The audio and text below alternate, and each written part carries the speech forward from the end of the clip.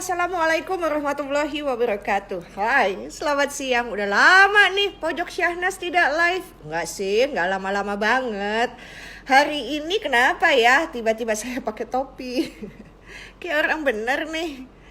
Di rumah, di kamar pula pakai topi. Ya, emang kayak orang bener. Soalnya saya lagi mau menghadirkan seorang pelatih softball, sama seperti yang Anda tadi sudah baca di feed saya. Jadi pelatih softball ini beliau adalah dulu eh, pemain, sekarang sih masih jadi pemain kali ya, pemain andalan Indonesia. Nah, apakah jika seorang pemain menjadi pelatih, dia akan memiliki sesuatu yang bisa dibagikan? Ataukah sesuatu yang dibagikan itu malah negatif karena punya sesuatu yang juga mesti diselesaikan kepada orang tua? Kalau saya kan bukan atlet, saya emaknya atlet gitu ya. Nah, bagaimana nih kalau misalnya pelatih dan orang tua mesti berkomunikasi supaya bisa menghasilkan prestasi yang baik? Kemudian kalau memang mau jadi pelatih yang bisa mencetak atlet, pelatih yang macam apa ya? Nah, untuk itu kita hari ini belajar bersama-sama. Obrolan saya menjadi inspirasi daripada saya bales DM satu persatu. Kan bingung ya, capek, mendingan ayo langsung dijawab semuanya di sini. Assalamualaikum Coach. Waalaikumsalam warahmatullahi wabarakatuh, Bu. Bagus nggak topi saya? Bagus, saya nggak pernah dapet tuh topi itu. Masa sih? Iya. Situ orang Garuda bulu, masa nggak dapat nih? Itu Garuda. Situ orang mana? Kalau kemana ya? Jawab gak ya? Kalau situ orang Garuda pasti dapat Garuda. Ya, yang versi itu nggak dapet kayaknya. Makanya mesti bermain dengan banyak versi dong. Jadi dapat semua topi.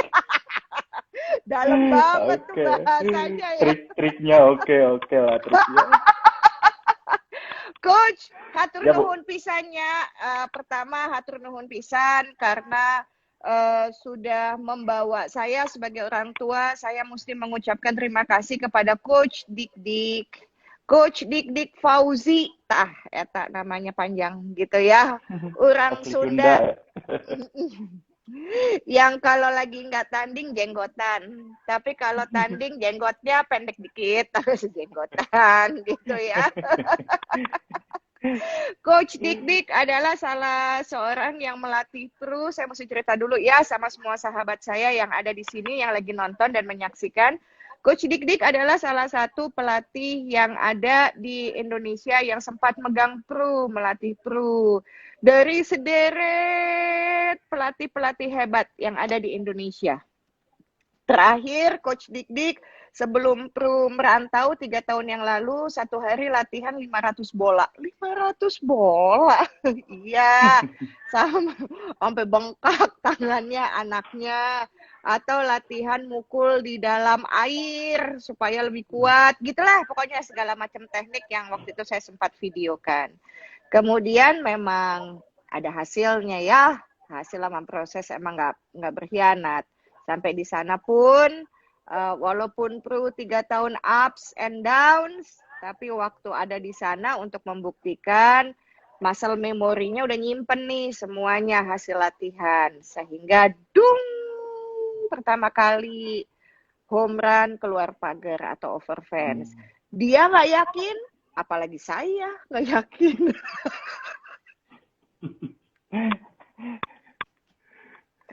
Nah, itu sebabnya saya pikir saya ingin mengajak Coach Dik-Dik untuk ngobrol bersama-sama, untuk kita berbagi inspirasi. Karena banyak sekali direct message yang datang ke saya, japri gitu ya, bertanya apa yang sudah saya lakukan terhadap pro. Nah, sekarang dari pelatih dulu deh kalau begitu. Apa yang pelatih lakukan agar anak berprestasi? Silakan Coach. Oke, terima kasih banyak Bu. Halo semuanya. Perkenalkan saya Diko Haji Dermawan. Saya bagian kecil yang pernah singgah di kehidupan Pru mungkin pada itu ya.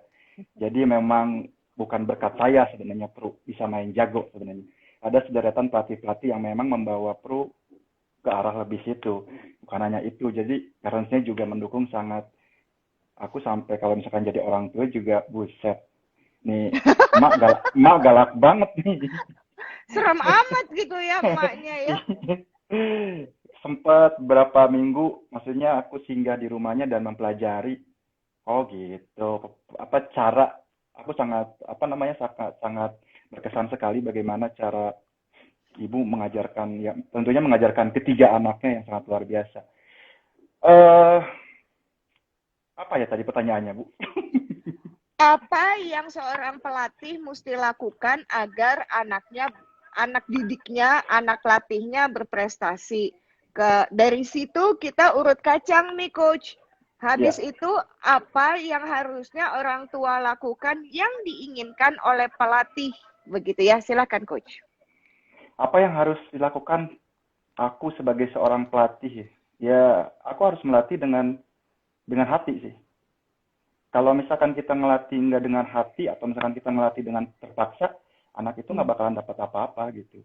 Karena ngelatih itu ibarat kita seperti orang tua gitu. Gimana caranya kita mau menjadikan anak kita sukses lebih dari kita. Itu kan. Nah sama halnya menjadi seorang pelatih gitu. Jadi tidak semata-mata kita melatih, oke, misalkan latihan betting, oke latihan betting selesai. Tapi tanpa ada rasa misalkan, aduh ada yang kurang nih, aduh kayaknya saya ngelatih belum belum puas nih gitu. Jadi memang benar-benar kita mesti ya dengan hati gitu. Karena kenapa? Karena setiap atlet yang datang ke kita itu adalah mereka datang dengan harapan gitu, dengan hope supaya kita bisa membantu dia gitu.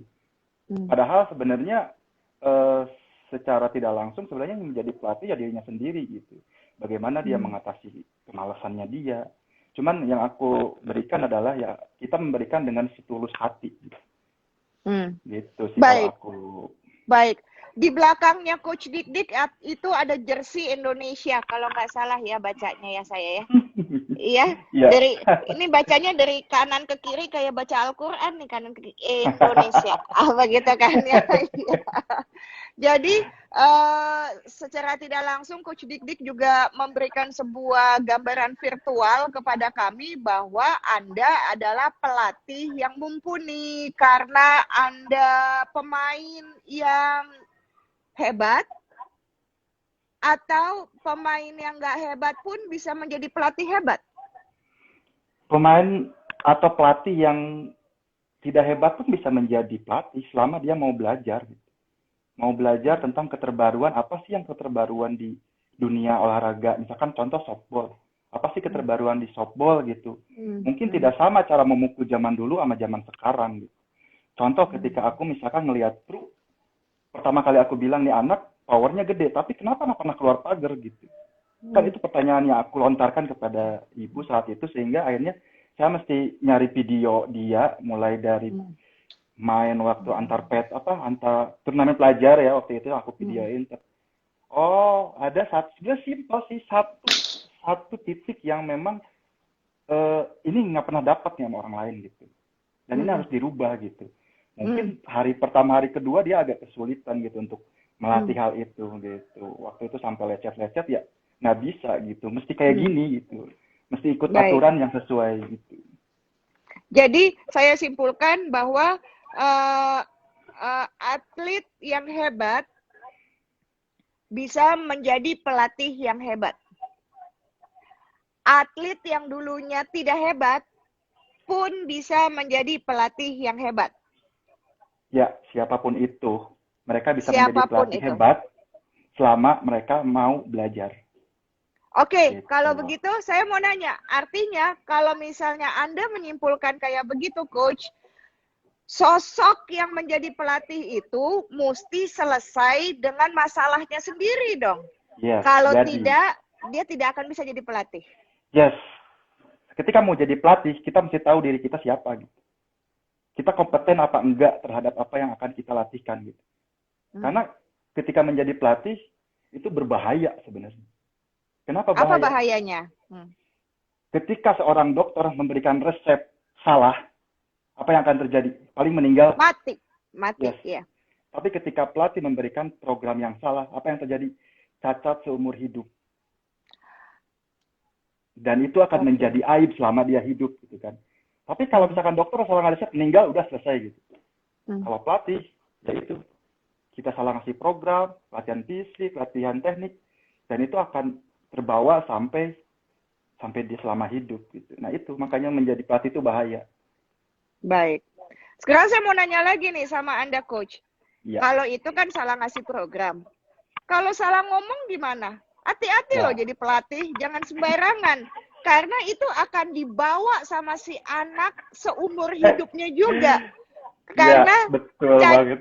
cacat itu kan bukan hanya cacat fisik, cacat mental, harga diri, dan self esteem juga, Coach. Dan itu hati-hati juga. Yes. Silakan, Coach. Bener banget. Kita sebagai pelatih juga lebih dari kayak public figure buat seorang atlet gitu. Karena kenapa? Ketika kita mengucapkan yang salah, kita bertingkah yang salah, itu akan tertanam dalam diri atlet. Oh, pelatih saya juga seperti ini gitu. Jadi benar-benar jadi pelatih itu nggak susah, berat banget gitu. Iya, bukan Selain hanya kita susah, mesti berat banget gitu ya. berat banget. Makanya kalau nggak sanggup jadi pelatih, jangan jadi pelatih. Berapa banyak?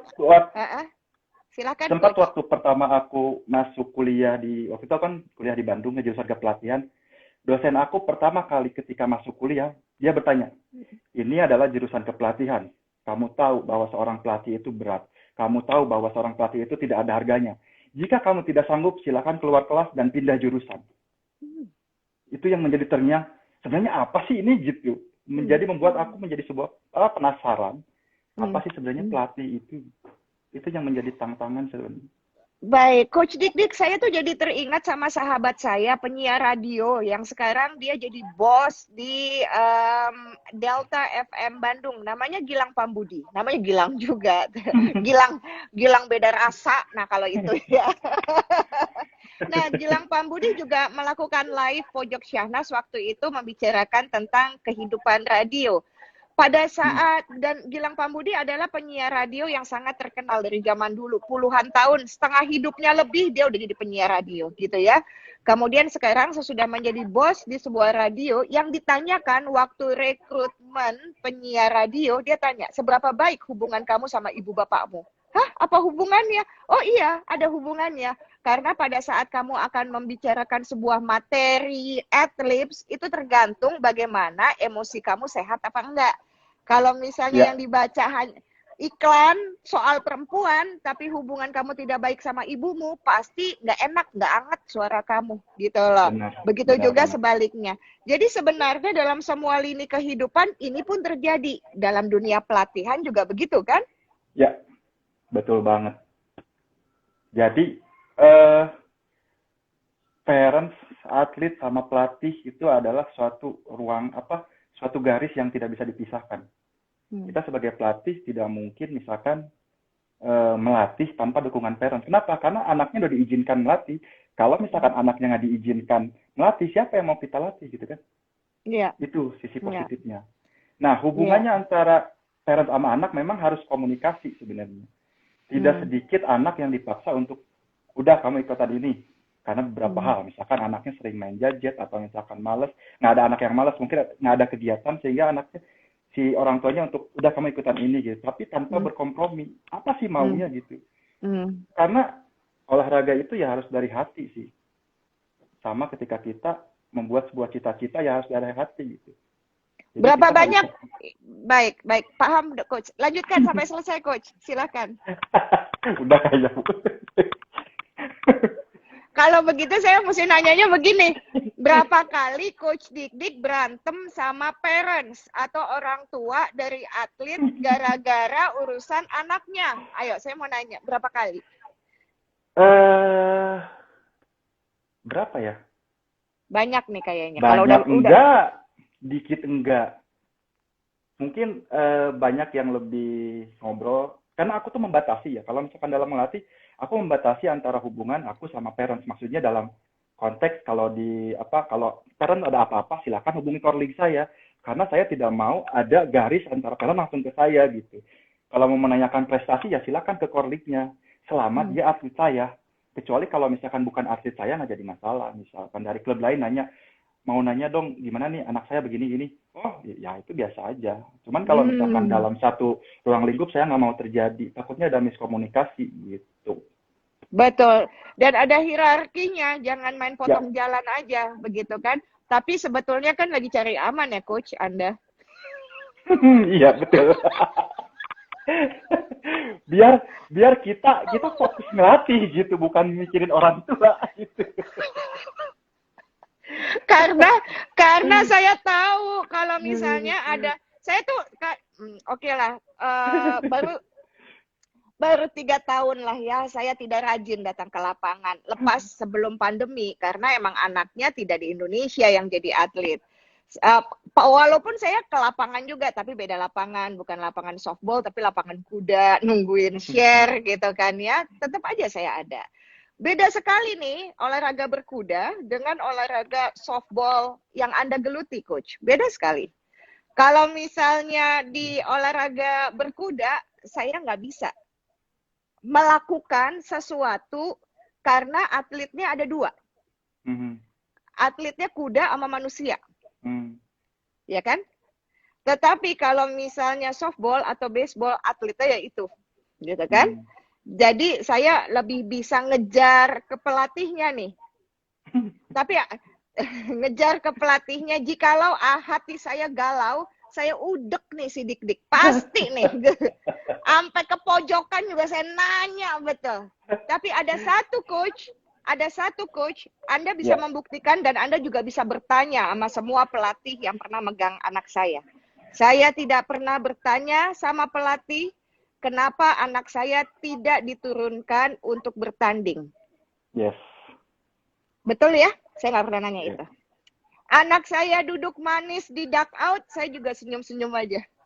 Terus udah gitu, kalau anak saya, waktu masih kecil ya, anak saya pulang, terus bilang, kok Bubu senyum-senyum aja? Enak bener nih, kayak dia numpang menang doang. Aku bilang begitu kan.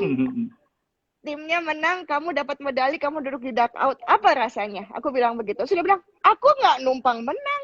Aku lagi duduk di duck out, aku lagi memperhatikan dan belajar sesuatu di situ. Di situ aku nggak rewel, karena aku tahu anakku lagi belajar walaupun nggak dimainin, gitu ya. Tapi konsep itu kan tidak terjadi sama semua orang tua. Ya, ya. Saya yakin Anda juga dikejar sama orang tua yang anaknya nggak main. Sementara Betul. turnamen dia ikut bayar, gitu ya. Ya, ya, ya. Kalau Anda lagi ada di posisi kayak begitu, Coach, apa yang akan dilakukan? Aku biarin. Pantesan musuh lu banyak. Gini, apa ya? Kadang mungkin ya, memang kita sebagai pelatih mesti memberikan pemahaman gitu. Kenapa sih kamu mesti duduk gitu? Selain ya namanya olahraga tuh kan bukan hanya teknik, taktik, fisik, tapi juga ada mental. Softball itu adalah nonton aja bagian daripada latihan gitu. Sebenarnya ketika dia nonton, dia introspeksi. Saya mampu masih kayak dia gitu. Itu yang belum misalkan atlet usia dini yang memang harus kita kasih pemahaman gitu. Terutama sama parents-nya ya. Misalkan tiba-tiba Japri, anak saya udah main belum? Mampus lo. Gue tau lu pasti keringet dingin sampai ke jenggot lo keringet dingin. Dan untungnya saat itu ya sampai sekarang nggak saya balas. Ngapain sih mesti dibalas gitu? Kalau kamu mau tahu anak kamu, datang dong ke sini. Gitu. Lihat anakmu. Lihat apa yang dia lakukan. Mungkin seperti itu gitu ya. Jadi saya tidak sering membalas tentang ada Japri, anak gua main nggak? Aku nggak pernah balas. Selama dia ada di lapangan, dia tanggung jawab saya. Selama dia di luar lapangan, yaitu tanggung jawab ibu. Jadi saya selalu memposisikan bahwa di situ pada saat tanding saya adalah orang tua mereka, saya adalah kakak mereka, saya adalah adik mereka yang dimana saya bertanggung jawab penuh terhadap apa yang mereka lakukan di lapangan gitu. Jadi ada bos kamu nih, ada Miranti Sadono, ada Mas Tata yang lagi nonton. Ini geng-geng pintu 1 Senayan semuanya. Mir, Astuti, ku sayang. Ada Mas Tata si Om. Lanjut. Jadi dari pengalaman sebetulnya kan kekeluargaan lihat aja nih yang nonton juga banyak, ini udah kayak keluarga semuanya, kepada kamu, kepada saya ya, gitu ya Coach. Nah, sebetulnya menjalin hubungan kekeluargaan jauh sebetulnya lebih bisa membuat buah hati kita berprestasi daripada kita sibuk untuk panik ngelihat ada anak yang lebih hebat sehingga kita panik dan rusuh kepada pelatih. Betul nggak gitu? Betul, betul banget. Keluargaan itu nomor satu lah buat aku dalam melatih tuh. Jadi ini adalah sebuah rahasia yang memang ya harus dibocorin gitu. Dulu saya sempat nggak betah berada di satu ya klub yang memang, aduh kok begini banget sih, kok gue kayaknya nggak bebas banget sih. Jadi akhirnya yang saya tanamkan, kan saya beberapa kali mau keluar tuh, mau hengkang gitu. Aduh ngapain sih di sini, gue bisa cari yang lebih, misalkan yang buat saya nyaman gitu ya. Tapi ketika saya berpikir, oke, saya di sini bukan buat mereka, saya datang ke sini buat anak-anak yang memang datang ke saya penuh harapan gitu. Kalau misalkan saya hengkang dari situ, siapa gitu, siapa lagi gitu, walaupun akan muncul pelatih-pelatih yang hebat gitu ya. Tapi pada saat itu gitu, saya kayak benak saya tuh kayak mereka tuh yang ikut jangan pergi gitu, jangan pergi. Sampai satu saat saya ngomong sama mereka, kalau gue pergi dari sini, apa yang akan kalian lakukan? Kita pindah klub. Kita pindah klub semuanya. Kita kalau enggak kita bikin klub baru gitu. Itu sebenarnya ketakutan yang ada dalam diri saya ketika mereka terlalu nyaman dengan saya. Terus mereka dapat pelatih yang bukan saya, mereka akan menjadi kayak ikan yang loncat ke daratan gitu. Saya pengen mereka, siapapun pelatih kalian, mereka akan memberikan yang terbaik buat kalian. Saya kunci ya kalimat itu ya, siapapun pelatih kalian, mereka akan memberikan yang terbaik untuk kalian. Pelatih yang macam apa maksud Anda? Pelatih yang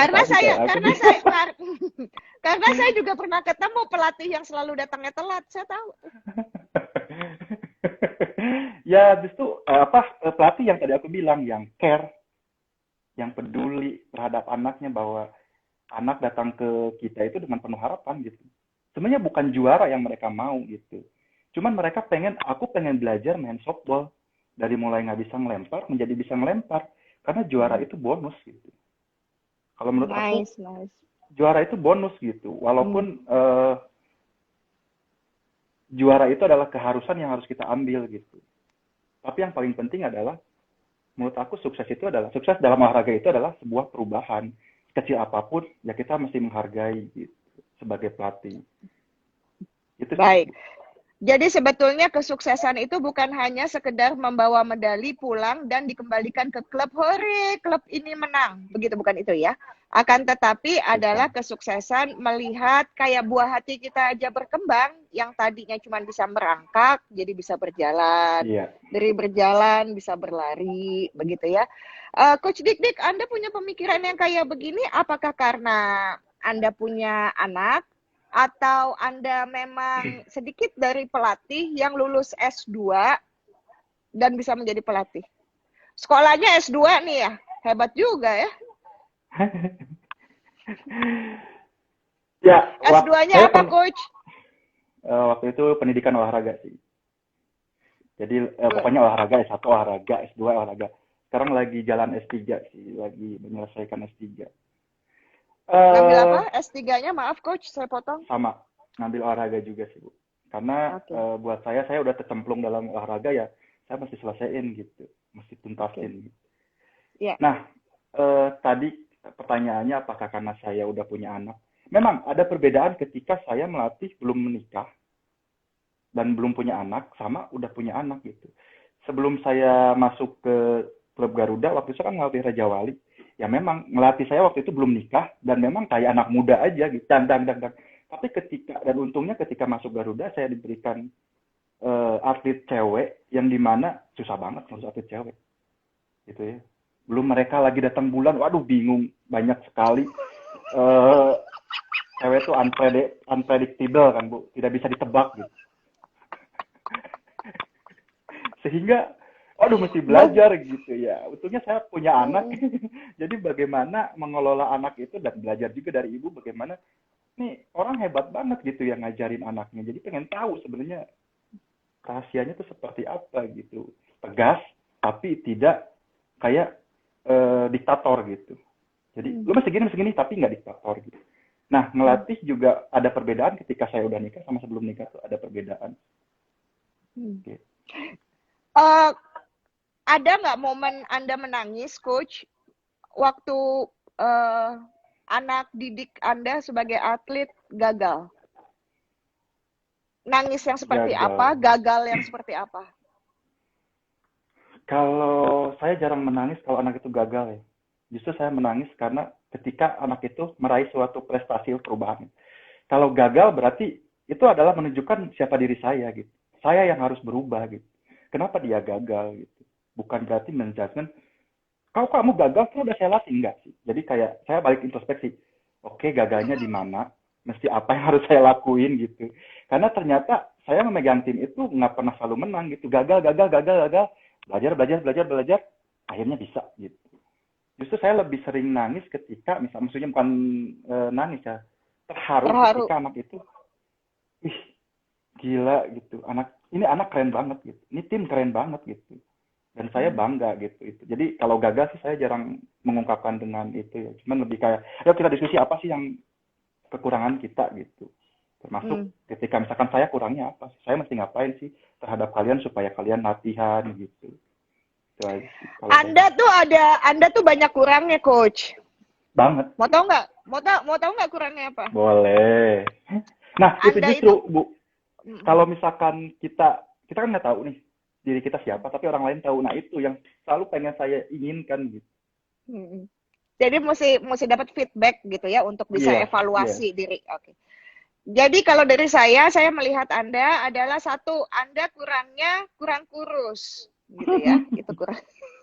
Pria kalau nggak gendut nggak sukses namanya, Bu. Iya, kudu loba duit. Nah, kalau mau gendut. Nah, kan, kan jadi bercandaan kita. Ingat nggak, Coach, kalau misalnya lagi anak tanding di luar kota gitu ya, kalau Hmm, ngelihat ada wanita muda, cantik, udahlah muda, cantik, putih, rambutnya panjang, lurus, pokoknya idola deh kayak di iklan-iklan gitu ya.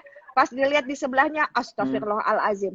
Itu pasangannya udahlah tua, bentuknya nggak karuan, perutnya buncit. Terus kita pasti berdua bisik gini, pasti duitnya banyak nih. Percaya duit. Kalau Kan tadi, duitnya nggak Bu. banyak, nggak mungkin ada magnetnya. Kan tadi sukses itu kan perubahan gitu. Perubahan dari perut dia kurus jadi gendut kan perubahan gitu. Ah, terserah lu lah. Oke, nah jadi ya hari ini coach parent versus coach adalah sebagai inspirasi. Sebenarnya nggak bisa lah ya untuk menghasilkan atlet yang berprestasi itu em, tugasnya coach saja. Pasti ada tugas orang tua. Apa Betul. yang Anda inginkan, yang ingin dibagikan pada kesempatan ini? Apa yang mesti orang tua lakukan? Ini kan sebetulnya bisa karena Coach Dikdik kan lagi ngambil S3 ya dalam bidang olahraga. Jadi saya rasa bisa mewakili untuk cabang olahraga atau cabur apapun. Apa sebetulnya yang diinginkan pelatih kepada orang tua agar ada kinerja yang baik? Silahkan, Coach. eh Trust, kepercayaan kepada pelatih bahwa eh Anda misalkan parents menyerahkan anaknya kepada kita karena sebuah kepercayaan gitu. Jadi kepercayaan itu jangan sampai hilang sampai kapanpun gitu. Ketika parent menyerahkan, tolong latih anak saya, misalkan, ya udah percaya. Selama di lapangan percayalah sama kita gitu. Bantu kita dalam melatih artinya memotivasi mereka misalkan dari rumah ya misalkan mengantar kan sebuah bentuk bagaimana membantu mereka gitu ke lapangan karena setiap anak tuh kadang mereka mengungkapkan aku tuh sebenarnya pengen dianterin mama aku tuh sebenarnya tanding pengen ditonton mama gitu cuman mereka kadang ragu dengan aduh aku takut salah aduh aku takut apa gitu jadi Hmm. menurut aku, berikan kepercayaan kepada kita kepada anaknya bahwa untuk menjadi atlet itu bukan hanya jadi menang saja gitu. Tapi kan untuk menjadi atlet itu dia akan belajar dari situ untuk kehidupan yang lain gitu. Bahwa tidak hanya jadi saya peraih medali emas olimpiade, bukan itu. Tapi bagaimana sukses dalam kehidupan dia yang akan dijalani gitu. Jadi Betul, sebuah betul. kepercayaan sih yang harus yang kita minta dari parents, percaya gitu. Percaya sama kita. Ketika bertanding juga, kalau anak saya nggak main, percaya sama kita. Ada Bet- sebuah pelajaran yang mesti diselipin gitu. Jadi jangan pernah berhenti untuk percaya sama kita gitu. Dan saya senangnya di Garuda mungkin banyak orang yang percaya gitu ya, atau misalkan banyak orang yang takut sama saya gitu. Karena mungkin saya jarang nanggepin kalau tidak ada apa-apa gitu. Kayak gitu aja sih. Oke, kalau begitu. Jadi sebetulnya secara tidak langsung Coach Dik mau mengatakan ternyata untuk membuat anak menjadi hebat di cabang olahraga itu, maka percayalah kepada pelatih. Gitu ya. Yes. Dan pelatih juga mesti percaya sama orang tua untuk membuat karakter anak si atlet baik. Karena untuk menjadi Yes. baik tempatnya bukan di lapangan. Karakter Bukan. baik itu tempatnya di rumah, Coach, bukan di lapangan. Ya, Sama betul kayak banget. saya mengirim anak saya pergi ke sekolah, saya tidak bisa minta pertanggungjawaban sekolah untuk membuat anak saya baik, nggak bisa. Sekolah Ya, tempat anak saya jadi pinter, gitu ya. Tapi tempatnya untuk jadi baik itu mah kumaha di rumah, dia kan? betul banget. Kita kan ketemu Silakan, Coach. cuman sehari 2 jam gitu. Ya, sehari 2 jam berarti dalam seminggu cuma 4 jam gitu. Kalau misalkan di Garuda kan cuma dua latihan ya, 2 kali latihan. Jadi ya percayakan selama 2 jam itu sama kita gitu. Selama kita punya saling kepercayaan yang baik, itu jalannya akan mulus gitu. Pasti akan jalan mulus. Sama ketika misalkan ibu nyerahin anaknya untuk dilatih sama dik-dik yang siapa sih dik-dik gitu. Yang penting percaya sama saya. Kalau nggak percaya, ya udah jangan sama saya gitu. Betul, Gitu. betul. Ya, Coach, karena kenapa saya ngomong soal karakter baik sama soal prestasi di lapangan itu linear banget gitu ya. Mm-mm. Prestasi itu bukan hanya anak hebat di cabang olahraga itu, Coach. Karena saya juga melihat ada beberapa teman-temannya pro yang mungkin bukan menjadi starter player, bukan menjadi pemain utama, tapi sekarang prestasinya luar biasa di sekolahnya karena dia belajar determinasi juga dari lapangan gitu kan ya. Jadi banyak sekali keuntungan-keuntungan menjadi atlet. Walaupun mungkin buah hati kita tidak menjadi atlet profesional, tapi gaya hidup, cara berpikir, tahan mental, itu semuanya dapatnya dari lapangan. Dan itu udah terbukti sekali. Setuju ya, Coach ya? Setuju banget. Setuju banget. Jadi memang ya prestasi itu tidak harus di olahraga misalkan. Tapi tidak juga misalkan kadang aduh gimana sekolah saya nih berantakan gara-gara olahraga, itu adalah sebuah alasan yang menurut saya tidak masuk akal. Jadi memang harus berdampingan supaya kamu tuh ya sukses dalam kehidupan, bukan sukses dalam pendidikan, bukan juga sukses dalam olahraga, tapi dua-dua itu harus menunjang gimana supaya kamu sukses di kehidupan gitu. Baiklah, kalau begitu jawab pertanyaan saya dengan cepat. Mana duluan yang dipentingkan untuk Anda? Pintar dulu, baru dia akan jago di lapangan karena dia akan cepat merekam petunjuk-petunjuk atau cara pengarahan sehingga dia mudah untuk nangkep dan mudah untuk menerjemahkan. Ngerti kan maksudnya ya, Coach ya? Jadi lebih baik mana? Pintar dulu apa jago? Jadi Jago misalnya dulu. gini, emang dasar anaknya pinter, makanya cepet kalau diajarin mah jago dia pasti. Atau mesti jago dulu, tapi pinter belakangan lah gitu. Kalau pinter belakangan saya suka begini nih Coach, kalau dikasih kode mukul, kan kalian kan suka kode gitu. Dia pasti akan begini. Hah? Hah? Ya suka begitu kan gayanya, aku suka merhatiin. Jadi yang mana duluan? Jago dulu. Kalau dia jago udah pasti dia pintar. Iya dong. Kalau disuruh kode ben, dia udah jago ngeben nih. Berarti dia tahu ngeben itu apa gitu. Tapi Coach, masalahnya yang jago itu attitude-nya goreng adat. Tapi memang yang jago tuh seperti itu sih, Bu. Punya karakter Entah yang lain kenapa. dari yang lain. Yang Karena dia jago punya, itu ah, ah. karena dia Dari punya kecil punya tuh karakternya ya, bermasalah pasti. dia punya prinsip sendiri sih. Hmm. Dia punya Jelaskan prinsip. coach. Dia jago apa ya? Jadi eh, orang jago tuh kalau saya lihat ya aneh-aneh gitu. Contoh misalkan Taufik Hidayat, aneh kan? Tapi dia jago gitu. Karena dia apa ya? Ya itulah nggak bisa dijelasin. Ya memang yang jago tuh intinya aneh-aneh gitu. Jadi bukan berarti kamu kalau mau jago jadi aneh gitu, enggak. Ya, tapi untuk jago nggak aneh juga contohnya banyak coach. Seperti Banyak. Ahsan Ya. Hendra Setiawan, The Daddies gitu ya. Saya tuh kan sebetulnya saya pencinta cabang olahraga badminton. Heran juga anak Hmm. saya tuh tidak. Ibu saya juga pencinta badminton gitu ya, bulu tangkis. Jadi dari zaman dulu kalau Rudi Hartono main bertanding kan Coach Dik Dik tuh lahir usianya tahun berapa ya? Maaf, saya lupa namanya dulu. Aku 87. Beda berapa tahun kita? Oh, 87? Baiklah, kita beda 15 tahun. Nah, jadi waktu saya waktu saya masih kecil, Coach Dik Dik belum dibikin sama ibu bapaknya ya.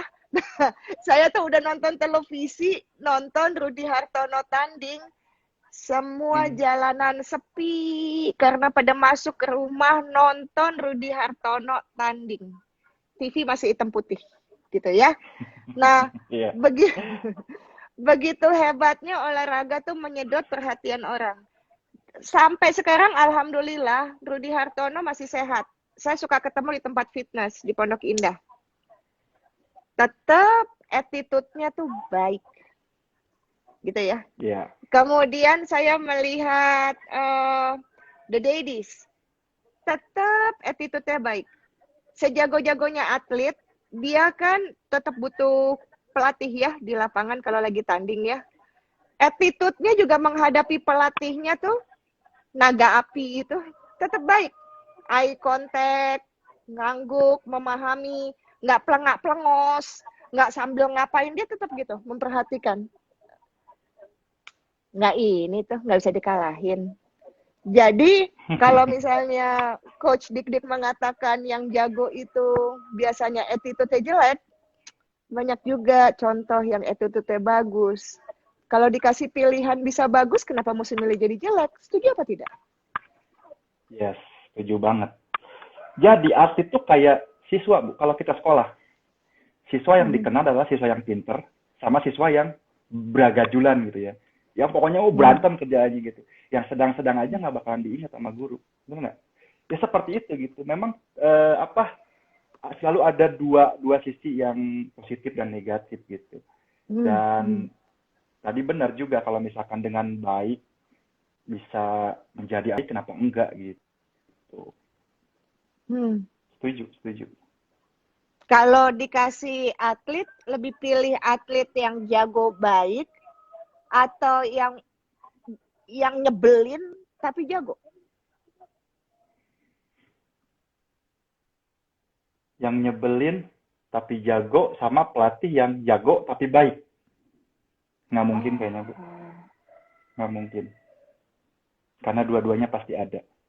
Dan kita mesti terima itu gitu. Kalau misalkan kita memilih, kan nggak bisa gitu. Jadi memang itu adalah sebuah kombinasi yang bagus. Nggak bisa dipisahin. Oke. Jadi kalau atletnya bermasalah soal karakter, dia mesti punya pelatih yang budinya peka, baik hati, dan punya kemungkinan untuk mengubah dia menjadi adab yang lebih baik, begitu? Jangan Ya, atlet harus yang saling melengkapi. harus saling melengkapi dan membereskan satu sama lain, begitu kan? Iya. Biar balance, Baiklah, biar seimbang. biar balance. Kalau gitu, saya masuk ke sisi yang lebih dalam lagi nih lingkarannya ya. Kalau untuk anak... Ya, Ibu. Saya selalu deg-degan kalau ditanya. Saya udah bisa membaca bahasa wajahnya Coach Dik Dik, kayaknya keringat dingin nih. Kalau gitu saya masuk lebih dalam lagi nih, lebih intens lagi. Jangan-jangan itu kalau itu kan terjadi untuk atlet yang usianya bukan usia dini. Untuk atlet yang usia dini, jika dia mempunyai karakter yang tidak baik, jangan-jangan dia menyontoh pelatihnya di lapangan. Ya tadi aku bilang bahwa atlet seperti kayak siswa. Siswa itu kan punya guru. Guru itu kan digugu dan ditiru gitu. Sama ketika atlet juga punya pelatih. Semua karakter atlet itu adalah dimunculkan dari pelatih tersebut gitu. Ada loh pelatih yang ada loh yang atlet dia tidak bisa main bagus sebelum dimarahin. Ada. Karena memang proses latihannya seperti itu gitu. Bahwa softball itu adalah game di softball cerminan daripada latihan gitu. Iya. Jadi ketika misalkan aku ngelatih, misalkan aku pelatih baik, terus aku ngelatih atlet yang misalkan yang kebiasaannya itu diperlakukan tidak baik. Ya mungkin aku butuh waktu untuk menyesuaikan dengan mereka gitu. Paham. Itu aja sih. Paham. Jadi memang kita sebagai pelatih juga mesti hati-hati bahwa yang kita hadapi itu manusia loh, bukan robot. Yang robot udah ada sistemnya. Tapi manusia itu yang maksudnya dia mencerna terus ditaruh dalam memori, terus dia akan melakukan hal yang diulang-ulang gitu. Paham. Sesuai dengan apa yang dia lihat. Paham, Coach. Sudah baikkah Anda? Belum. belum. Saya kalau baik mungkin saya tidak di lapangan softball kayaknya. Karena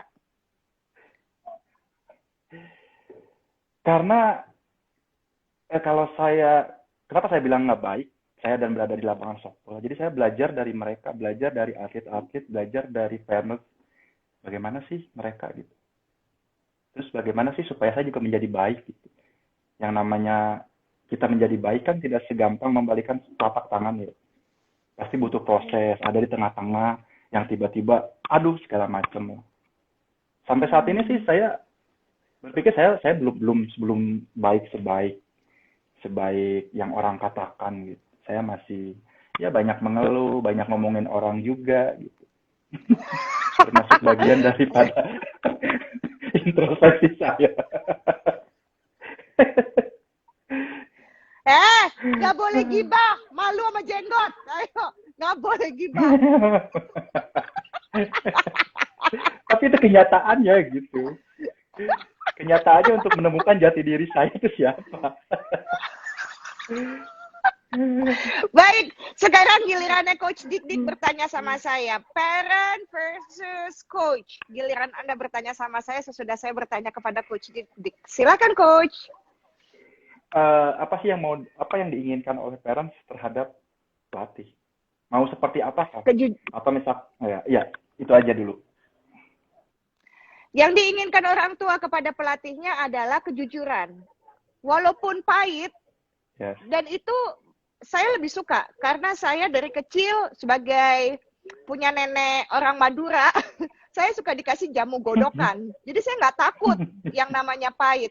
Karena pahit itu mungkin jauh lebih menyehatkan daripada kalimat-kalimat manis yang diberikan oleh pelatih. Saya bisa kena diabetes, bahaya. Gitu. Betul banget. Yang saya inginkan adalah ngomong kenyataan. Jangan bilang, wah anaknya hebat. Tapi kenyataan di depan mata saya, anak saya nggak hebat. Maka pada saat anak saya tidak mission accomplished atau tidak bisa menyelesaikan tugasnya, saya akan ngejar. Ada apa? Ada masalah apa sama anak saya yang bisa saya perbaiki? Oh dia hebat. Hebat kumaha. Kelihatan sama mata, emang lu kata gue buta, nggak bisa ngelihat. Nah seperti itu. Jadi saya sangat menghargai. Jadi kalau misalnya nih Coach, kalau di sini ada 2 meja, yang satu meja kejujuran, yang ini meja berkata manis, walaupun pokoknya white lie lah ya, manis untuk supaya menjaga hubungan. Saya yakin meja yang kejujuran yang berkata pahit ini pasti kosong, semuanya ngantrinya di sini Coach.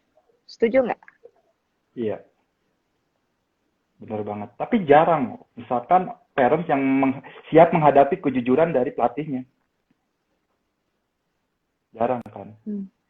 Masa sih udah gue bayar segala macam, lu nggak bisa bikin prestasi? Halo bu, anak ibu tuh latihan cuma seminggu 2 kali, ibu mau jago kayak pemain Jepang? Nggak mungkin.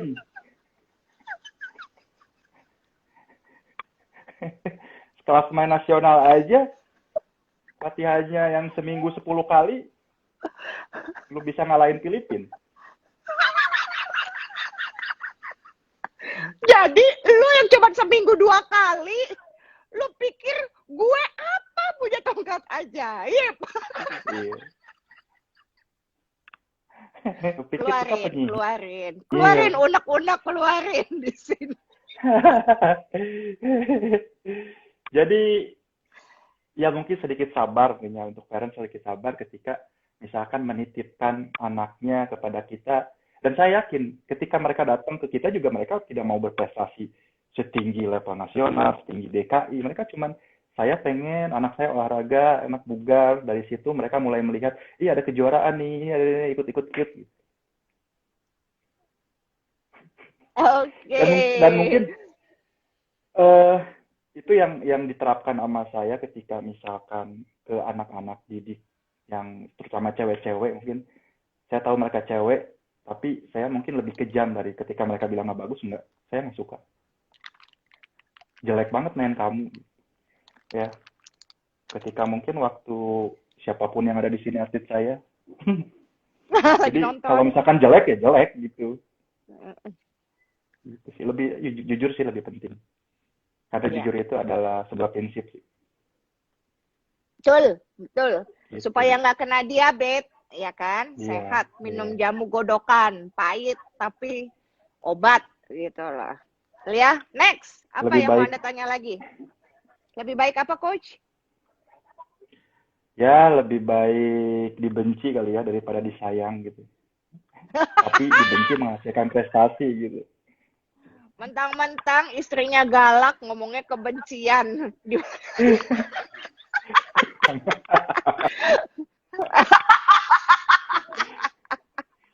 Oke, silakan Coach. Selanjutnya, apa yang ingin Anda tanyakan kepada saya? Apa ya? Kalau nanya ke Ibu mah salah sebenarnya, Bu. Jawabannya udah ada semua. Mesti, kan ini kan pelatih dengan orang tua versus. Ayo. Kekhawatiran apa sih ketika misalkan anaknya dititipin di, ya terutama di softball gitu? Kekhawatiran apa? Lingkungannya. Saya tidak bisa memilih lingkungan seperti apa karena saya sebagai orang tua tidak bisa bertanggung jawab terhadap anak orang. Setuju ya? Karena kan ini beda rumah. Yes. Saya hanya bisa bertanggung jawab bagaimana ngedidik anak saya menjadi anak benar. Tapi kan saya tidak bisa mengoreksi anak orang. Bisa berantem saya sama orang tuanya. Betul kan? Jadi kekhawatiran saya adalah apakah sebuah tempat ini sudah memberikan lingkungan yang sesuai dengan value saya. Gitu loh. Kan di dalam dunia ini kan nggak ada benar dan nggak ada salah ya. Sudut pandangnya aja bagaimana. Begitu kan? Karena anak saya mungkin dari baseball kali, sehingga dari kecil ditemani di lapangan, kemudian pada saat softball ya masih ditemenin, tapi kadang-kadang udah bisa ditinggal, begitu ya. Nah, sehingga membuat saya lebih tenang. Akan tetapi, tetap saya mesti memberikan fondasi yang baik, karena sekali lagi, saya nggak bisa membentuk lingkungan di lapangan. Tapi anak saya bisa saya minta tolong kepada anak saya karena saya yang melahirkan lo, jangan kayak orang gila lo. Gitu kan? Jadi, tapi dia boleh bergaul sama siapa aja. Tapi apakah dia akan jadi orang gila apa enggak? Itu pilihannya dia dan itu kan tergantung saya ya. Jadi kekhawatiran saya apakah saya sudah menaruh fondasi yang baik kepada dia. Itu yang saya takut. Jadi pada suatu ketika, ini ada Anda nih, kejadian itu. Apa sih? Ada Anda nih. Apa?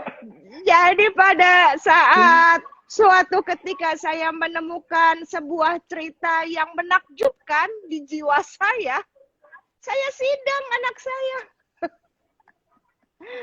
Tahu lah, nggak usah pura-pura nggak tahu lah kejadiannya. Ya kan? Nah, terus saya coba untuk menerka pemetaannya anak saya ada di posisi yang mana. Apakah dia menjadi sosok yang tidak sesuai dengan nilai saya? Ataukah, gitu ya, dia tahu bagaimana pasang tembok itu. Tapi kita kan mesti bersyukur nikmat ya. Nggak boleh kufur sama nikmat dari Allah, nggak boleh. Nah, itu namanya blessing in disguise. Untung aja ada kejadian itu. Karena itu menjadi modal dia pada saat dia merantau. Yes. Jadi situasi yang terjadi, yang waktu ada Anda ini, adalah 1/10 kejadian yang mesti dia hadapin di Kanada. Gitu loh. Oke. Ini yang diomongin sampai gemeter nih, gitu ya. Jadi, karena banyak pelakunya kok di situ. Ya. Dan di Kanada itu kan semua bebas, coach, gitu kan? Nah, sehingga saya melihat kejadian itu tolok ukur buat saya. Dia lulus ujian apa enggak? Ya kan? Kalau emang ternyata dia lulus ujian, oh alhamdulillah. Jadi waktu saya mengirim dia merantau, saya akan lebih yakin sama dia bahwa dia punya remote, kalau TV beremote yang baik, supaya bisa pindah channel gitu. Jadi kalau Coach Dik nanya, apa Syahnas ketakutan Anda? Ketakutan saya adalah lingkungan. Karena 70% karakter seorang anak tergantung dari lingkungannya. 30% itu adalah dari DNA orang tua, pengasuhan, dan semuanya. Tapi itu kan tergantung pilihan anak. Iya. Jadi kalau buat saya, Coach, baseball dan softball adalah anak saya belajar hidup. Saya ingat sekali dulu waktu baseball ya, Pro tuh mesti milih. Pro tuh mesti milih sebuah turnamen. Karena di saat itu dia ada turnamen, 3 turnamen. Turnamen yang terakhir, ngambek dong, ngambek. Kalau bisa yang 2 ini digagalin dong. Saya nggak mau waktu ikut turnamen yang terakhir ini, badan dia nggak fit. Ini kejadiannya di Indonesia waktu masih baseball. Saya sampai dipanggil sama manajer tim dan sama pelatihnya. Saya nggak tahu pelatihnya nonton apa enggak. Dia bilang, Ibu Syahnas, saya minta ini soalnya pakai jersinya udah jersey yang di belakang yang kayak tulisan Quran tuh dari kanan ke kiri Indonesia gitu ya. Jadilah karena ini tim Indonesia, Anda mesti memilih bahwa gagalkan 2 yang ada di depan karena ini tim Indonesia. Wah maaf coach, dan saya sebut namanya tanpa menyebutkan namanya, bapak tersebut gitu ya. Maaf coach, maaf pak. Kalau memang ternyata mesti begitu, lebih baik coret saja anak saya dari tim Indonesia. Nggak apa-apa. Karena saya sedang mengajarkan anak saya tentang hidup dan bagaimana menjaga komitmen yang keluar dari mulutnya. Dia sudah berjanji kepada 2 turnamen sebelumnya. Jangan karena dia masuk ke tim Indonesia, dia mesti mengoyakkan kolaborasi di 2 ini. Jadi kalau buat saya setuju dengan pendapat Anda. Saya juga takut anak saya cedera dan percuma main di tim Indonesia, nggak ada apa-apanya nanti. Coret saja. Enggak tuh, nggak dicoret. Yes. Nggak dicoret. Karena kan sebetulnya kan belajar hidup kan. Jangan mentang-mentang dia dapat sesuatu yang lebih tinggi, dia lepehin yang ada di bawah. Enggak dong. Betul ya banget, kan? Betul banget. Dia menuju yang lebih tinggi dengan dia respect untuk membantu orang karena itu udah keluar dari mulutnya untuk janji gitu lah. Nah, kayak gitu-gitulah coach. Maka yang saya takutin tuh selalu lingkungan. Begitu ceritanya. Next. Terus kalau misalkan melihat nih, kok anak saya maju-maju? Anak saya? Apa yang harus dilakukan? Gue tabok, anak gue mah kalau bego. Dicabok Iya. Terus sama pelatihnya ngapain? Kadek, enggak dong kalau sama pelatih mah enggak. Saya cuman begini.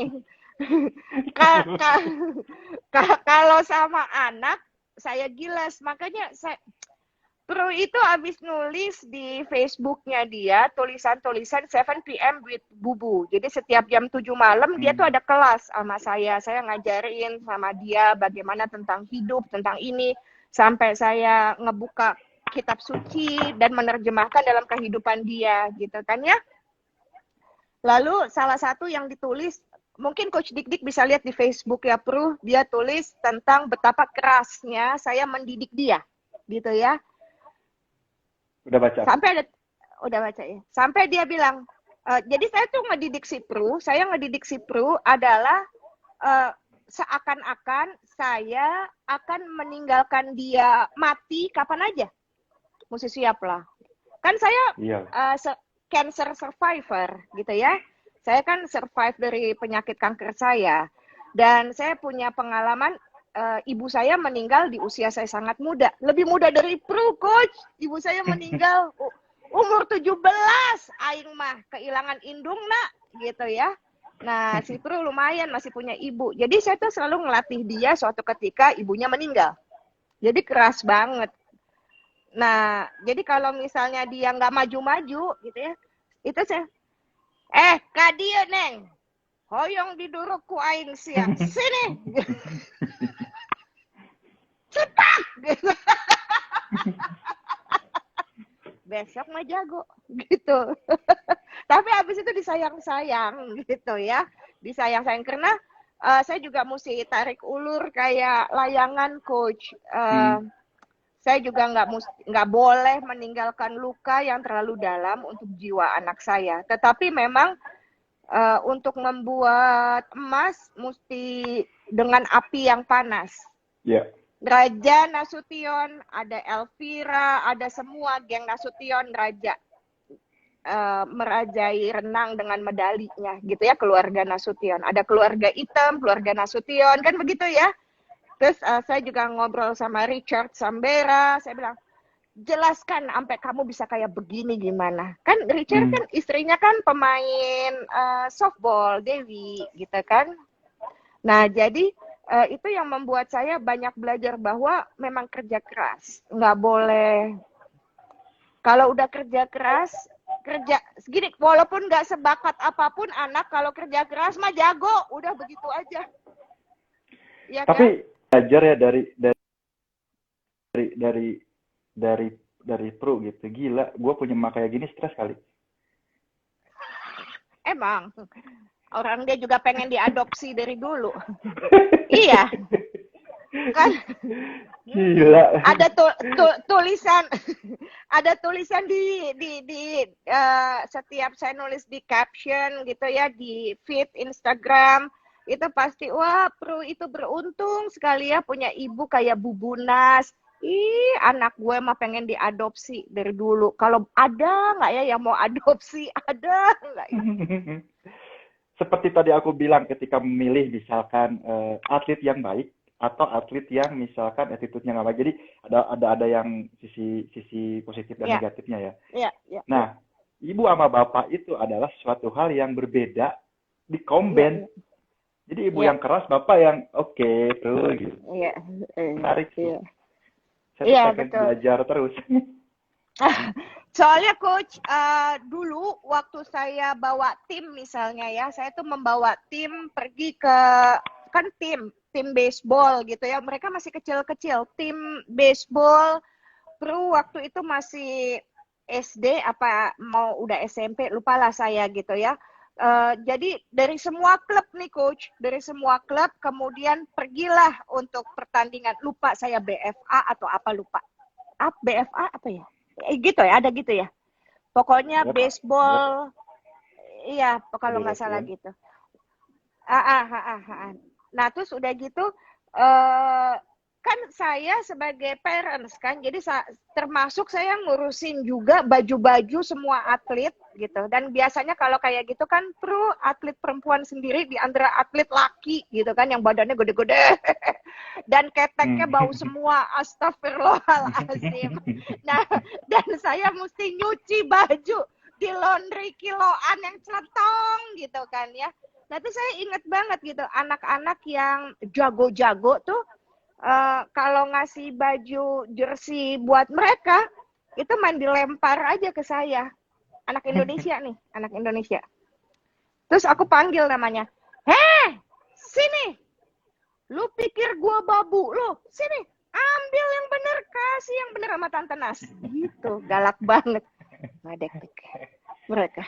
Jangan main-main sama saya ya, bilang gitu. Kencang saya. Ngeri ya. Nah kalau ngeri banget. Bayangin aja, gue di rumah aja cuma tinggal ini, cuci baju. Ini anak orang main ngelempar baju ke muka gue. Hei, Allah. Aduh, Bro, untung sebentar kita latihan ya, Bro.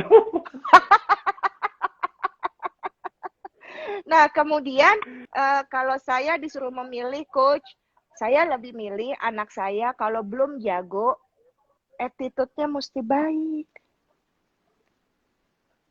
Ya. Jadi itu bukan Attitude. jadi pilihan. Iya, bukan pilihan buat saya. Iya, itu bukan pilihan buat saya atau impian buat saya. Anak saya hebat, jago, luar biasa. Tapi kurang ajar gitu. Saya nggak suka tuh. Entah kurang ajar sama pelatih, sama wasit, nggak boleh. Blue, nggak boleh. Sama nggak orang boleh tua yang lain, sama parents yang lain. Walaupun anak saya suka digosipin sama orang tua lain gitu. Tapi tetap saya mesti ngajarin anak saya.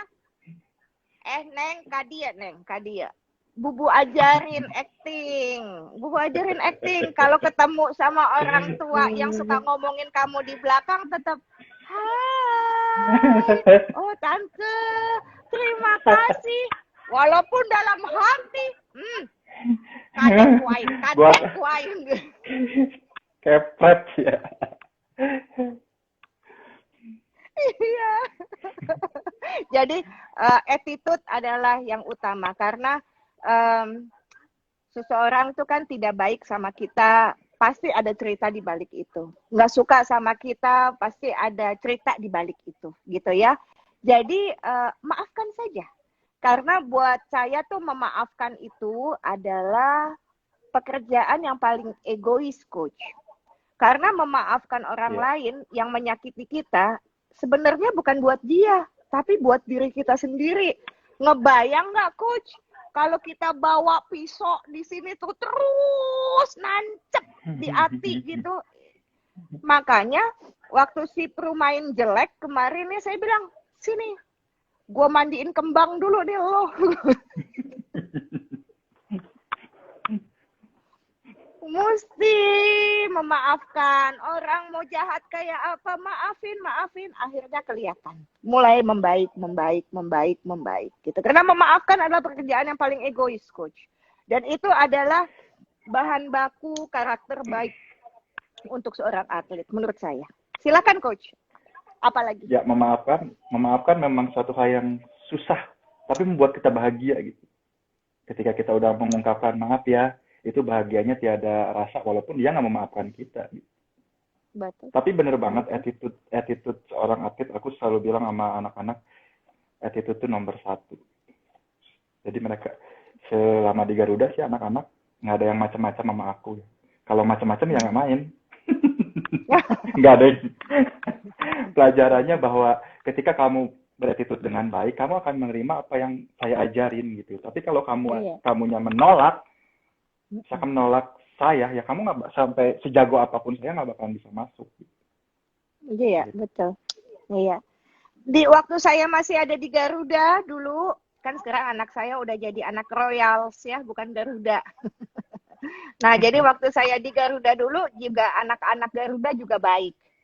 Kalau misalnya ada yang nggak baik sama saya, biasanya juga mereka bisa membaca bahasa tubuh saya begini nih. Terus kalau mereka lagi ngomong, apa? Bagaimana? Gitu. Terus bilang, Pru, emak lu kayaknya lagi pengen makan gue nih.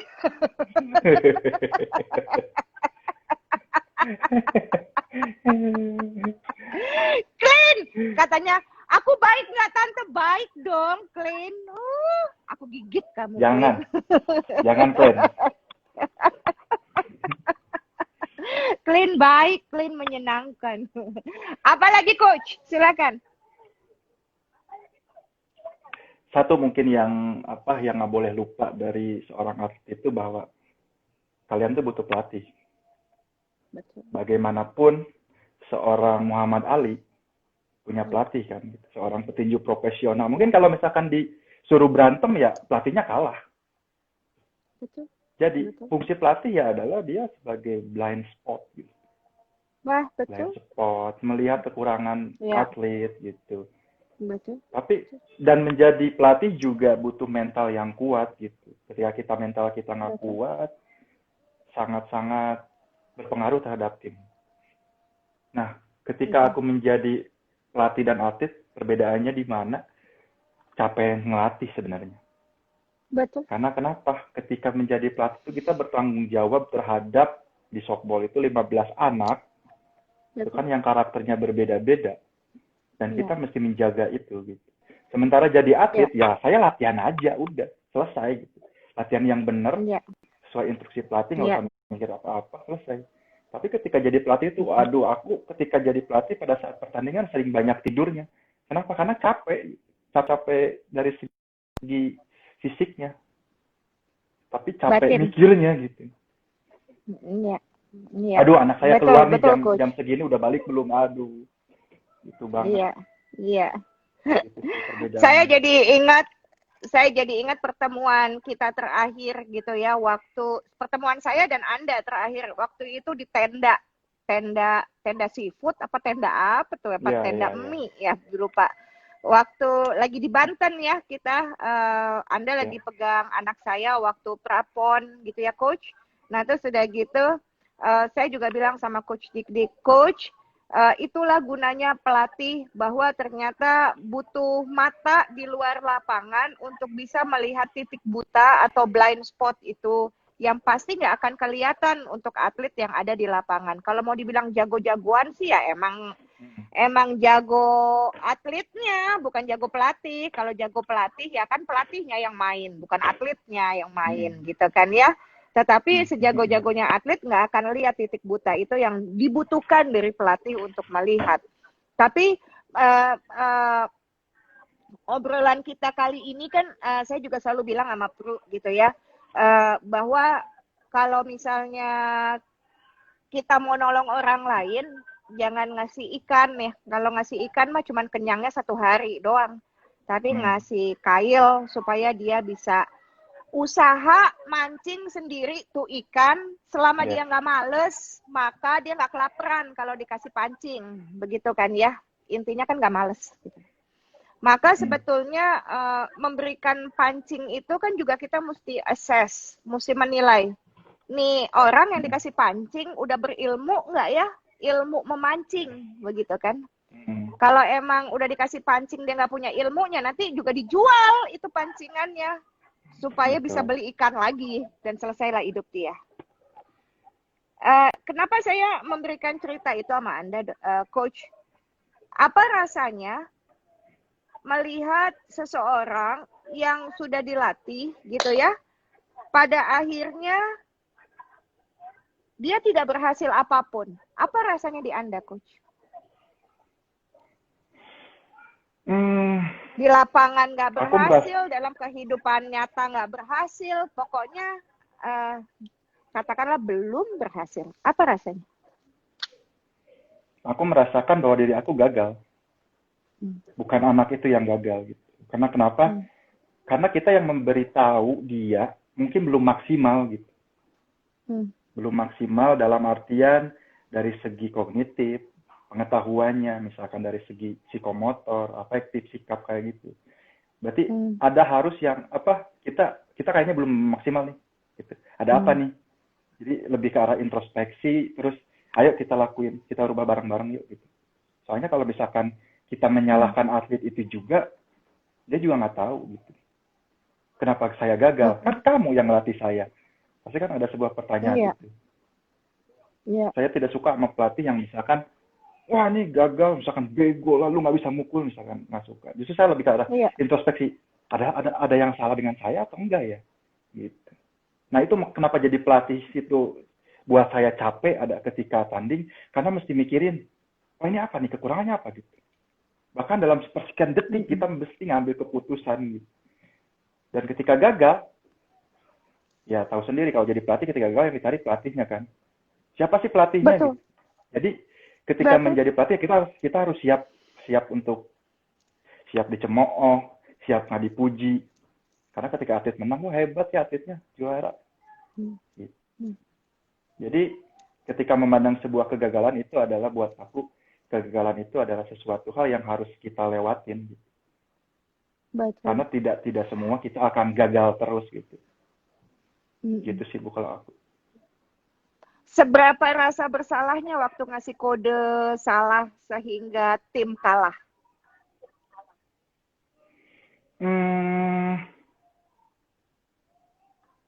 Ada pada saat waktu Kejurnas Junior 2000 di Kendari. Waktu itu DKI dipandang sebelah mata. Bahkan sebelum aku berangkat ke Kendari juga ada yang ngomong gini, Dik itu nggak pantas jadi head coach. Dia belum tahu apa-apa. Oke, saya tidak emosi karena memang saya belum pantas jadi head coach. Terus waktu seiring waktunya berjalan, waktu itu anak DKI yang memang, terus kan udah di Kanada ya, memang masih usianya itu di bawah U16, tapi kan U19 kan pertandingannya. Oke, semua ya DKI, nggak ada yang itulah, misalkan di Kendari itu. Nggak ada yang percaya bahwa DKI bisa sampai ke final gitu. Oke, ya udah cemoohan itu akan menjadi sebuah motivasi buat saya bahwa saya nggak perlu ngebuktiin saya harus menang, enggak. Kita berjalan aja gitu, satu-satu aja. Terus akhirnya kita berjalan di Kendari sampai semua orang nggak percaya kalau DKI final gitu. Ada momen di mana saya salah melakukan adalah ketika pada saat itu posisinya itu inning 7B, waktu itu kita lawan Jabar. Satu pemukulnya itu pertama adalah aduh siapa ya namanya. Pokoknya dari Bandung satu, dia tuh on base, sebenarnya harusnya mati sih. Cuman gara-gara error, dia on base sampai 3 visit. Pemukul keduanya itu adalah Ilka. Ilka itu kan pemain nasional ya waktu itu. Dia sempat main di nasional. Dan dia slugger. Kemampuan Ilka. Pukulnya jauh. Ya, dan dia slugger. Walaupun di pemukulan sebelumnya dia memang tidak maksimal. Cuman kan setelah pemain nasional, 7B, poin sama, lari 3, terserah dia mau ngapain, mau diangkat, selesai gitu. Akhirnya aku sebelum Ilka Lea bukan? Ya, Lea. Sebelum Ilka Lea itu kan tribisit, terus error kan gara-gara error. Terus masuklah Ilka. Seorang Ilka ketika misalkan 7B, ya terserah mau ngapain, mau di-burn, udah pasti siap, selesai gitu. Akhirnya saya memilih intentional walk, Ilka. Terus battle selanjutnya adalah pitchernya. Waktu itu siapa? Dia Laras. Statistiknya itu di game itu 3 at bat, 3 hit, 1000 kan. Saya bilang, walk lagi. Karena saya tahu di bawahnya si Laras itu adalah batter yang ke second base. Set, semua orang di Instagram, apaan sih ini coachnya kok bego banget nih ini. Hello, kamu tuh nggak tahu apa yang terjadi di lapangan gitu loh. Yang salahnya aku adalah ketika full bases, kan ada Ilka, ada siapa, Lea, Ilka sama Laras pengukuhannya selanjutnya. Yang salah itu adalah ketika pada saat full bases aku nggak time. Oke. Harusnya aku time, karena pada saat kondisi itu tim lagi bingung gitu loh. Tim lagi bingung, ini apa sih maksudnya Coach Dik? Iya. Tim lagi bingung, harusnya oke, time, ini full bases. Lu mesti ngelempar kemana udah tahu gitu. Harusnya kan begitu. Cuman karena di situ aku, aduh kok gue kayak sendirian gitu. Gue mesti ngapain nih gitu. Sampai akhirnya ya udah aku lepas, bolanya ke second base, dilempar ke home, sebenarnya harusnya mati, cuman tik karena kan itu post play kan. Iya. Nah, dari tidak ada time-nya itu adalah mereka menjadi bingung. Tapi itu menjadi sebuah pengalaman yang berharga buat aku ketika kita mengambil keputusan terhadap anak-anak, kita mesti berunding gitu. Oke, kejadian seperti ini itu sih yang aku merasa, oh my God, gitu. Ini nggak bisa diulang lagi, ini nggak Iya. boleh terulang lagi, gitu loh. Yang akhirnya Yang Pak kalah. kalah satu. Dan itu seru banget. Dan itu akhirnya aku berintrospeksi supaya ya belajar akhirnya. Kejadian lagi di Bandung yang kemarin NSP Cup waktu aku bawa Garuda sih sebenarnya. Ya semua juga menyadari bahwa ya anak-anak kecil gitu ya. Cuma belajar dari game sebelumnya bahwa kegagalan itu adalah suatu pelajaran yang sangat berharga gitu. Ada ketika momen waktu itu Sina di B1 disuruh mati sama aku dan semua bingung. Kita poin kalah. Oke. 7 beda 2 kalau nggak salah. 1, 2, pukul di walk. Ya kan di walk sama pitchernya. Terus aku time, Iya. Sina, kamu harus mati di B1. Hah? Kok udah dengerin apa yang gue omongin? Aku bener-bener kayak, ini apa yang gue lakuin gitu. Tapi itu sepersekian detik keputusan yang masih diambil gitu. Karena aku mau main squeeze supaya poinnya sama gitu. Karena ketika main squeeze, yang sekelas junior otomatis pasti lempar 1 kan. Kali 3-nya bisa masuk. Yang penting sama dulu. Gitu. Iya. Ya kan? Iya. Itu bisa memang sepersekian detik yang bikin. Oke, si Sina sampai bingung. Sampai 2 kali dia lari-lari nggak di call out gitu. Sampai beberapa ayahnya Sina waktu itu, Sina, kalau mati nih pasti gara-gara kamu gitu. Sina sampai sekarang merasa dia menjadi kambing hitam dik katanya. Tapi kejadian itu memang menjadi pelajaran sih. Memang menjadi pelatih pada saat game itu lebih tenang daripada atletnya. Karena kalau kita nggak tenang, gimana atletnya mau tenang gitu. Itulah fungsinya pelatih itu. Iya, karena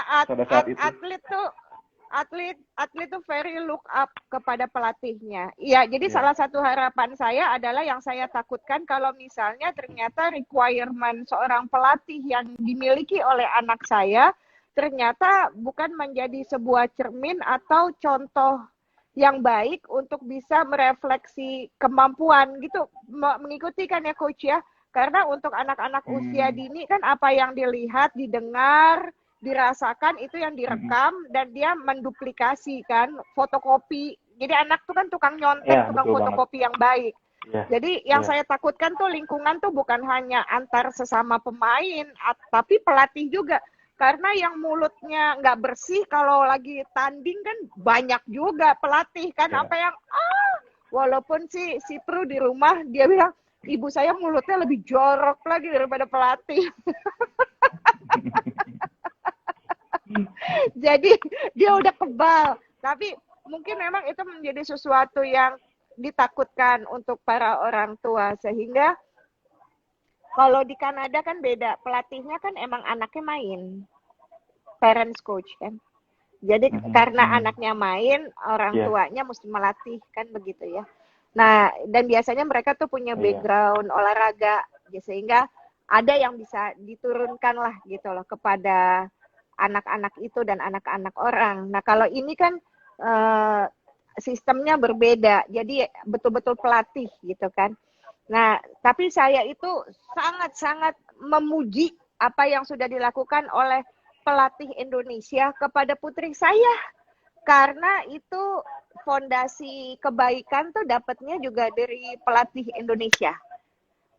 Bagaimana cara menghargai pelatih, bagaimana cara menghargai wasit, bagaimana cara menghargai lawan gitu ya. Itu didapat banget dalam kehidupan olahraga yang ada di Indonesia. Baik atau buruk, Indonesia adalah negaranya Pru gitu ya.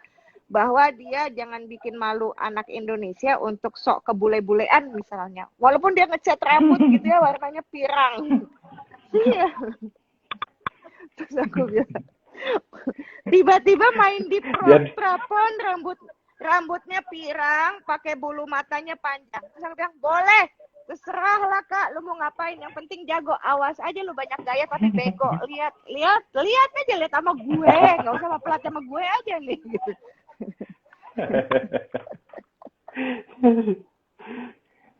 Dengar tuh, Pru. Baik, terakhir Coach Dik-Dik, parent versus coach. Sekali lagi terima kasih banyak dan terima kasih untuk semua pelatih yang ada di Indonesia karena saya yakin pelatih-pelatih yang ada di Indonesia itu hebat gitu ya. Kadang-kadang ucapannya itu tajam tapi itulah obat. Malah kalau misalnya ucapannya manis, kami para orang tua yang harus membuat ucapan itu menjadi nyata. Supaya jangan manis, ternyata itu bukan data yang tepat. Begitu kan ya? Dan akhirnya obrolan kita juga membuat mudah-mudahan banyak orang tua yang semakin percaya sama pelatihnya. Jika udah dititipin, udah percaya aja mau ini adalah kebaikan gitu ya. Jangan ngerepotin gitu loh, jangan ngerusuh gitu kan. Silakan coach, lanjutkan. Lanjutin nanya nih. Enggak, lanjutkan buat penutup. Silakan. Tadi penutupku itu. Coach Dik silakan. Buat penutup. Mungkin ini buat aku pribadi dan buat pelatih yang lain bahwa melatih itu nggak segampang bermain sepeda. Melatih itu nggak segampang berjalan. Melatih itu perlu sesuatu hal yang datang dari hati. Kalau kamu ngelatih nggak pakai hati, jangan berharap kamu bisa meraih kesuksesan. Di mana kesuksesan itu adalah sebuah perubahan dari atlet. Baik lagi bahwa atlet adalah cerminan daripada pelatih. Jadi kalau pelatihnya baik, maka atletnya juga akan baik. Gitu. Untuk atletku bahwa menjadi pelatih itu nggak semudah yang kalian bayangkan. Berat banget tanggung jawab menjadi seorang pelatih. Selain menjadi seorang pelatih, dia juga harus menjadi seorang orang tua, orang kakak, atau adik, atau bahkan pacar kalian gitu. Jadi selalu bersikap yang terbaik. Dan selalu melakukan latihan yang maksimal. Karena kalau yang namanya proses itu tidak pernah mengkhianati hasil gitu ya. Dan percaya terhadap, aku ngambil kutipan dari Pro, percaya pada tekad kalian. Kalau kalian udah bertekad dengan maksimal, pasti akan didapatkan. Itu aja sih dari aku. Amin. Terima kasih banyak Coach. Jangan lupa selalu belajar gitu. Betul. Nih, betul. Wow. Segini bagus. Nih mesti kebaca. Wow. Luar biasa. Menjadi guru memang tidak mudah, menjadi pelatih memang tidak mudah, dan sepi dengan pujian. Mungkin itu sebabnya mengapa perlu juga kita sebagai orang tua, sebagai pelatih gitu ya, kita anggaplah ini generasi yang lebih dibandingkan generasi sang atlet gitu kan. Ini kan sebetulnya kan tripartit, 3 titik yang mesti kerjasama, atlet, orang tua, dan pelatih.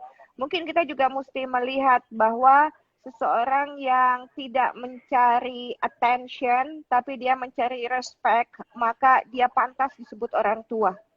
Yeah. Apabila pelatih sudah selesai dengan obsesi dirinya sendiri, maka dia sudah tidak memikirkan mengenai dirinya, tetapi tentang anak didiknya, artinya dia pantas disebut pelatih. Begitu ya? Karena semua yang terjadi adalah 3 pihak, atlet, orang tua, dan pelatih yang sama-sama mencari respect, bukan mencari attention. Sehingga tidak ada drama-drama yang nggak penting lagi di lapangan. Buang-buang energi dengan adanya drama yang ada di lapangan. Betul ya Coach ya? Betul banget. Akhirnya kita konsentrasinya kepada drama itu, tapi tidak pada sesungguhnya. Saya masih percaya bahwa atlet-atlet yang ada di Indonesia itu sangat bisa bersaing di luar negeri. Saya selalu bilang sama Pru, bisa. Yang nggak bisa dalam hidup ini tuh mati, hidup lagi. Itu nggak bisa. Walaupun ada mati suri, tapi abis itu mati betulan. Tapi kalau misalnya selama semuanya sama, dan semakin tidak ditunjang fasilitas yang bagus, biasanya tuh tekadnya tuh lebih luar biasa. Saya tuh terinspirasi sekali sama film itu, yang tinju, Rocky Balboa. Sylvester Stallone kan waktu itu, dan saya juga membaca tentang, karena anak saya 2 atlet ya Coach, jadi saya ngikutin betul-betul biografi para atlet. bagaimana sih orang tuanya nih dulu ngedidik anak ini nih gimana, apa yang terjadi sih, apa yang bisa saya lakukan untuk bisa membuat anak saya seperti mereka kan. Jadi saya belajar banget tentang, jadi dari semua buku yang saya baca, dari biografi yang saya nonton gitu ya, semuanya adalah mereka sudah selesai dengan dirinya sendiri. Ternyata itu pada saat mereka sudah selesai, maka kolaborasi sinergi itu bisa terjadi, coach. Kalau misalnya belum selesai, Ya, si orang tuanya terobsesi dirinya yang belum selesai, dia suruh anaknya lah begitu, gitu loh. Padahal betul. anaknya wadahnya keilmuannya belum, pelatihnya yang belum selesai dengan dirinya, nah punya obsesi sama atletnya begitu. Nah jadi gitu, ternyata kalau obsesinya udah beres, biasanya bisa dijalani dengan baik. Dan jangan lupa berdoa. Yes, betul banget. Apapun Jadi, agamanya, berdoa itu penting, tau nggak? betul banget. Jadi orang tua berdoa. Orang tua itu mustajab. Bener banget. Tapi tadi kenapa Iya. nyebutinnya 2 anak ibu atlet? Harusnya kan 3. Yang terakhir mau jadi seniman, dia nggak mau jadi atlet, mau jadi seniman. Udah cukup. Aku ntar tanya di ngobras. Ngobras bareng Mike. Iya, boleh. Mika, kamu kan dulu kan atlet aku, yang akhirnya pengen jadi seniman, nggak mau jadi atlet. Nah, tanya, coach. Boleh Ada nih, apa? boleh. Bintang Siapa tamu yang kita. nyakitin kamu sampai kamu akhirnya nggak mau lagi? Aduh. Terima kasih ya Coach Dik-Dik. Sekali lagi terima kasih untuk seluruh Terima kasih, pelatih Bu. yang ada di Indonesia, untuk semua cabang olahraga apapun. Berdoa adalah suatu hal yang penting, karena pasrah itu letaknya bukan di belakang. Pasrah itu letaknya di depan. Habis itu kita usaha. Kalau nggak berhasil, maka nge-charge-nya akan lebih gampang, pulihnya akan lebih gampang. Beda banget nih kalau misalnya berusaha, pasrahnya di belakang. Biasanya kalau gagal, sedihnya kelamaan, gitu kan. Tapi kalau pasrahnya di depan, gagal, pulihnya lebih cepat. Saya ingat pesannya Coach Dik-Dik untuk semua atlet Indonesia, buat Anda yang Muslim, jangan telat sholat subuh. Jangan sampai duha udah masuk baru sholat subuh. Oke? Kok tahu sih? Kok tahu?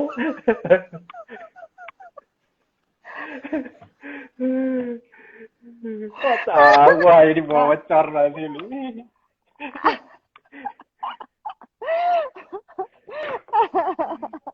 Iya, mau yang beragama lain, berdoa. Berdoa itu penting dengan caranya masing-masing. Kami yang Muslim itu belajar, Mbak Feni. Mbak, saya Kristen, Mbak. Mbak Feni, ada satu kejadian, ini menjadi pembelajaran untuk kami yang Muslim. Begitu. Betul ya Coach Dik-Dik ya?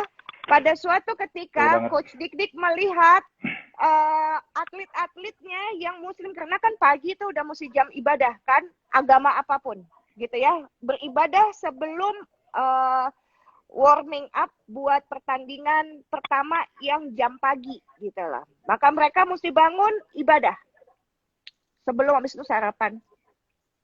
Terus atletnya Coach Dik-Dik yang Muslim, pada saat yang beragama non-Muslim buka kitab suci pagi-pagi. Nah, nih Mbak Feni, buka kitab suci. Dan Coach Dik-Dik bingung. Hah, ini yang Muslim pada belum bangun. Udah duha kali. Bangun! Ini sholat subuh apa duha? Lihat teman-teman kalian. Mereka udah buka kitab suci.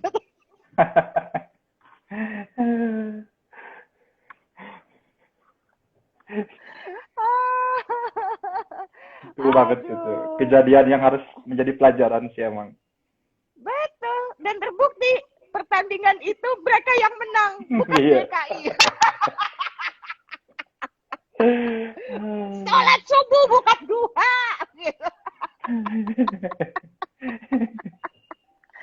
Allahu Akbar ya Rob. Luar biasa ya persahabatan dan kekeluargaan ini. Nuhun pisannya coach.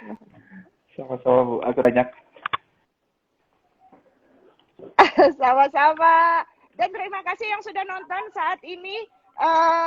Kami berbahagia sekali dan mudah-mudahan inspirasi obrolan antara parent, orang tua dengan coach, pelatih adalah menjadi inspirasi yang bisa diterjemahkan untuk lini kehidupan Anda masing-masing apabila buah hati Anda memang juga atlet. Bagaimana menjaga hubungan antara orang tua dan pelatih, demi siapa? Demi anak. Tapi sebetulnya bukan demi anak saja, demi pelatih dan demi kita juga. Karena 3 bagian ini berkembang masing-masing. Di lapangan, anak itu bukan hanya belajar bagaimana menjadi atlet yang jago, tapi sebetulnya dia itu belajar juga mengenai egaliter antar lawan, antar teman, dan juga mereka belajar tentang mengenal Tuhannya. Aneh ya? Iya aneh, nggak sengaja emang. Tapi di situ mereka belajar tentang spiritual. Karena spiritual adalah di atas dari keyakinan kita dengan kendaraannya masing-masing. Spiritual adalah tentang sesuatu yang tiba-tiba dia kaget. Dia belajar tentang sesuatu, yaitu Tuhan. Terima kasih banyak, saya Syahnas Haq dan Coach Dik Dik. Sampai ketemu lagi. Assalamualaikum warahmatullahi wabarakatuh. Waalaikumsalam warahmatullahi wabarakatuh. Dadah. Terima kasih Bu. Sama-sama.